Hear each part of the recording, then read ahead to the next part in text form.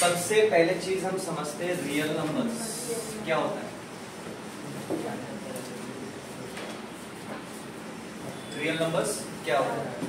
जब मैं schooling time में जब मैंने चैप्टर का नाम सुना था रियल नंबर्स क्या होता है, तो नाम से क्या लगता है रियल नंबर्स, असली नंबर्स। तो सर ने पूछा था रियल नंबर्स क्या होता है, शायद असली नंबर। एक पढ़ी थी गाल पे जोर से। तो रियल नंबर्स होता क्या है एक्चुअली? सुनो, रियल नंबर्स होता है कॉम्बिनेशन किन किन चीजों का, नेचुरल नंबर्स का, natural numbers, whole numbers, integers, rational number और इरैशनल नंबर्स। ये सबको मिला करके क्या बोलते हैं हम? Real numbers. ठीक है। तो नेचुरल नंबर्स क्या होते हैं? जो नंबर्स 1 से शुरू होंगे, 1 से शुरू होंगे तो कंटिन्यू चलते रहेंगे, 1 2 3 4 एंड सो ऑन। हम इनको क्या बोलते हैं? Natural numbers. होल नंबर्स क्या होते हैं?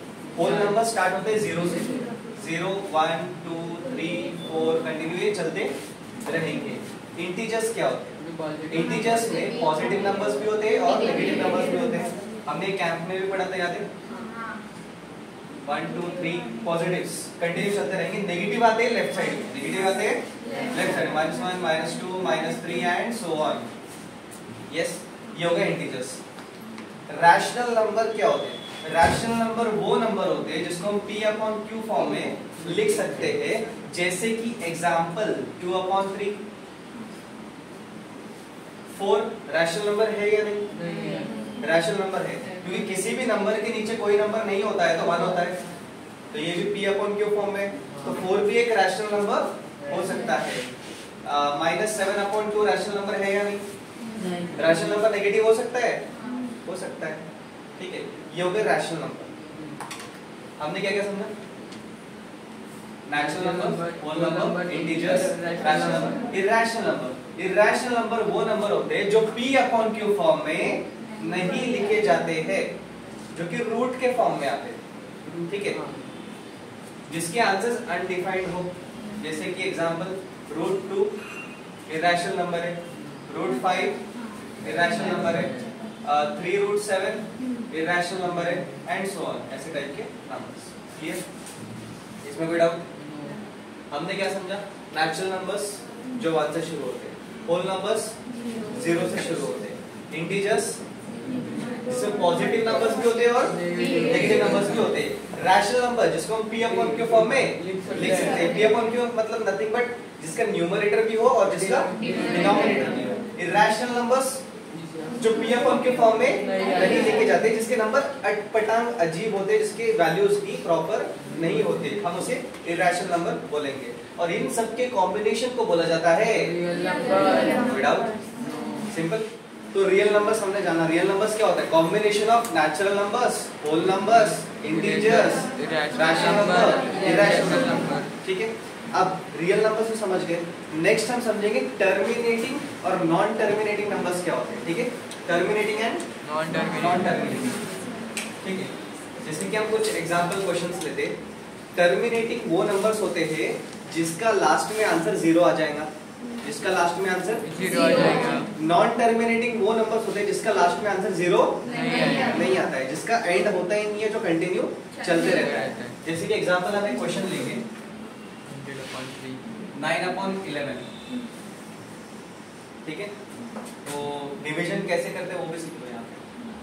तो थोड़ा ठीक है, 11 में आपको दिक्कत जाएंगी। अपन लेते हैं 100/3। हाँ, 100/3 100/3 लेते हैं। 100/3। ओके, चलो लेट्स स्टार्ट। 100/3।